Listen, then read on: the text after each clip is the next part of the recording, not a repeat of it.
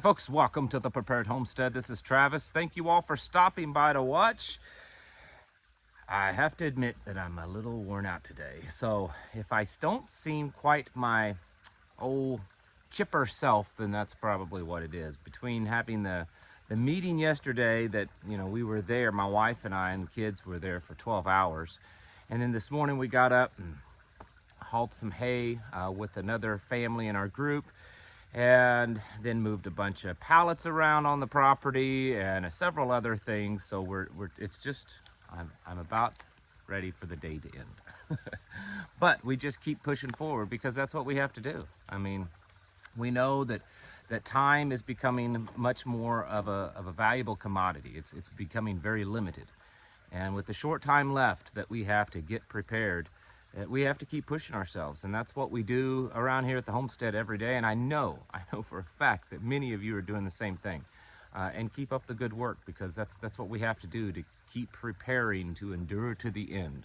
I want to cover a couple of things in the news that, I don't know, they just kind of jumped out at me, and I thought we would talk about them because, I don't know, just felt like I should. This first one here, well, the first couple, it's our illustrious leader, Joe Biden. Joe Biden has warned Putin not to use nuclear weapons. Don't do it, he says. If you do it, it will change wars forever. It will be it will be absolutely devastating globally. Okay, and he's made it quite clear to Putin that if you do anything, any kind of nuke, that it's going to be bad. It's interesting because, is he talking about everything nuclear? I mean, what if they use a small tactical nuke? There's small tactical nukes that, and I'm not saying that they're okay to use, but there are small tactical nukes that can be used on the battlefield and have a very small range, not too much bigger than a conventional weapon that would be used. And so one might ask the question is if they use one of those types of nukes, would also Biden's threats kind of come into play? But he's not just threatening Putin. He's also telling the world that if China tries to invade Taiwan, that our U.S. military, he vowed that U.S. forces would come to the aid of Taiwan and defend them, which is kind of interesting because most people would be saying, when did that happen?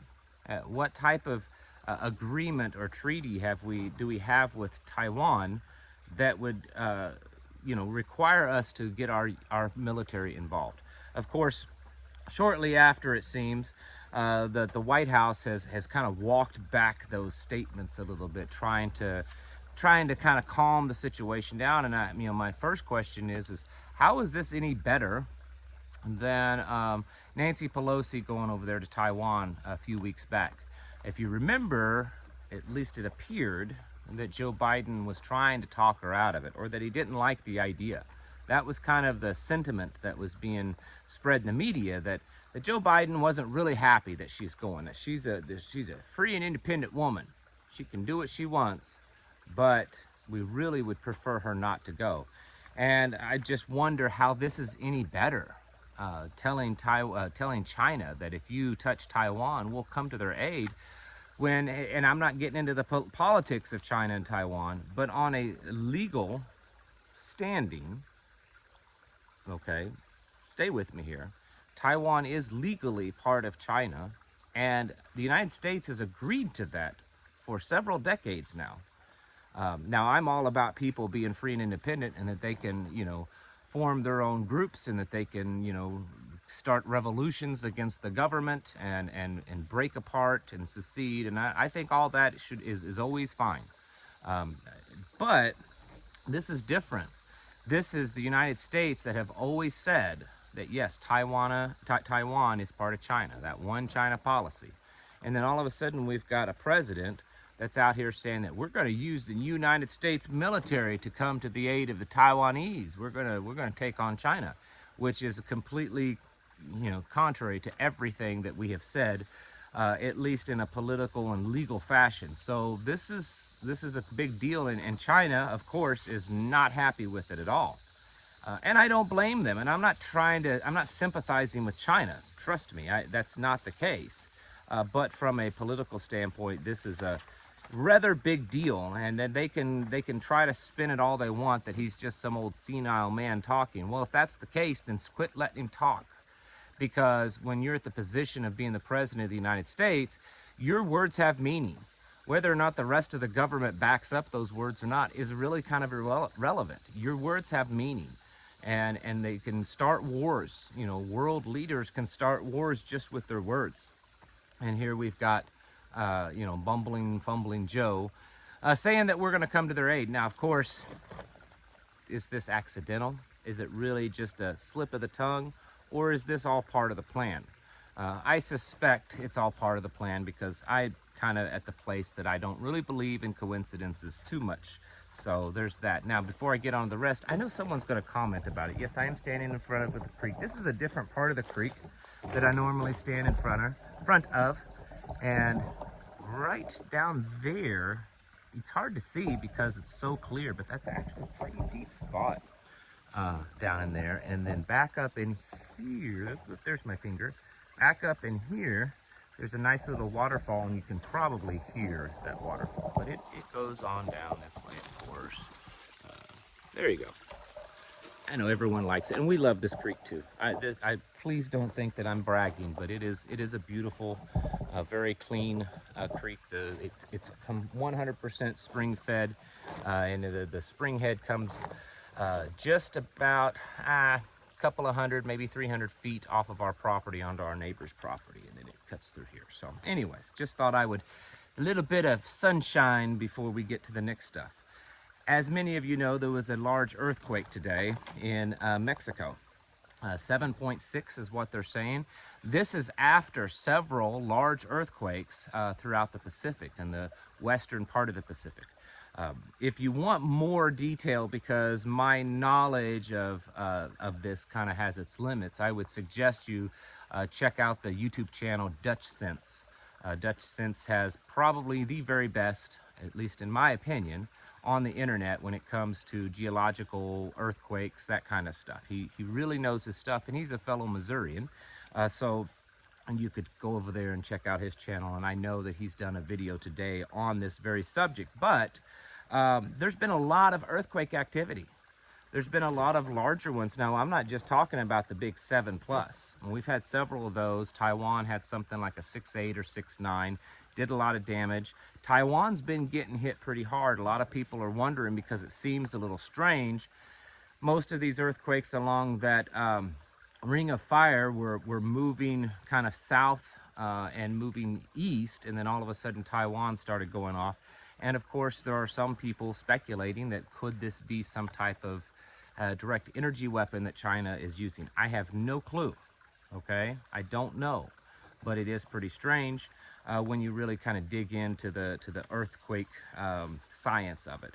Anyways, a lot of earthquakes are going on. I think this fits very well with the stuff that we've talked about here and there, when it comes to major changes of the Earth. The Earth is going through what some call a catastrophe stage.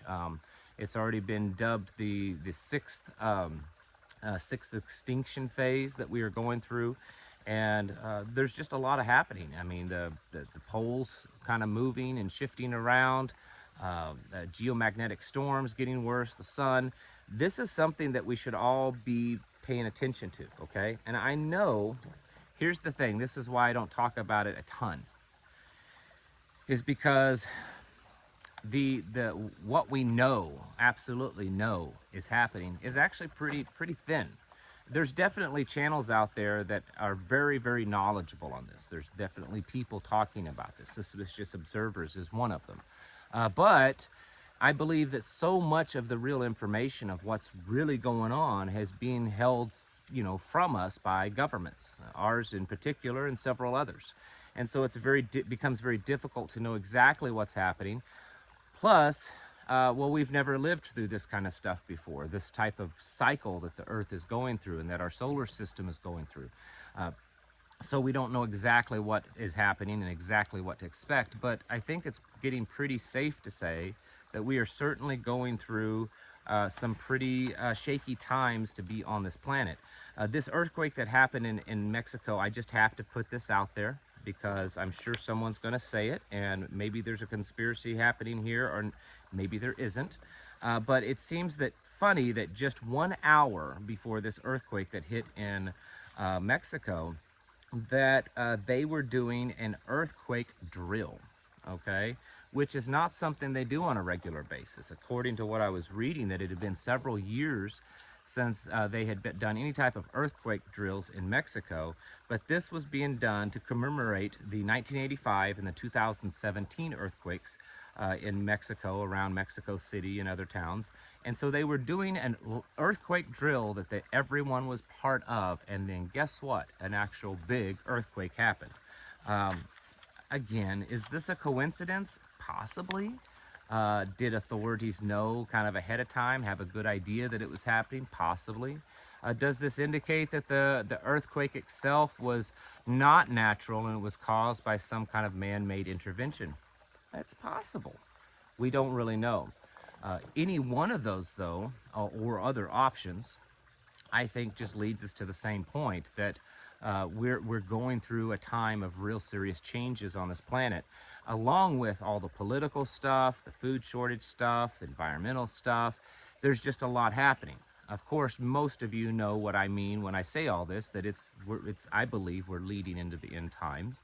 And I don't want to get into where I think we're at, because that doesn't matter either right now. The point is that we're living in very uncertain times. We're living in a world that is kind of falling apart, and our government's doing the same thing, and our economy is doing the same thing, and the supply chains and the infrastructures around us that we have built around us as a society for the last couple of 100 years, they're starting to fail. They don't really work anymore. And they don't work with all these problems. And that's really the bigger picture of what's kind of happening. And that's why we have to get ready, okay? That's why we have to get prepared, because there are a lot of bad things happening. Doesn't mean that there's no good things happening. There's certainly a lot of good things happening. Yesterday I experienced that with one of our monthly meetings. And the graciousness and the kindness and the loving hearts that were there, the people, it's just some of the best group of people you could ever be around. And so that's a good thing. And seeing people help each other, and seeing people at that meeting plan with each other to go to each other's place, each other's property, and help them out and work on different projects and stuff. That's a good thing. So there are good things that happen out of this, and I hope and pray and expect to see more of them.